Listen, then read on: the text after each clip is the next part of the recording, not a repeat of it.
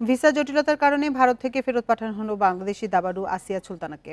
দিল্লির ইমিগ্রেশনের দাবি, মেডিকেল ভিসায় এসে দাবা টুর্নামেন্ট খেলায় এই সিদ্ধান্ত। দিল্লি টুর্নামেন্টে রানী হামিদকে সঙ্গ দিতে যাওয়ার কথা ছিল আসিয়ার, কিন্তু দিল্লি ইমিগ্রেশন থেকে ভারতে প্রবেশের অনুমতি দেয়নি। ইমিগ্রেশন কর্মকর্তাদের দাবি, বিগত সময়ে মেডিকেল ভিসায় এসে দাবা টুর্নামেন্ট খেলেছেন আসিয়া। বান্ডেল থাকলে প্রতি সেনমানিতে টাকা বাঁচবে।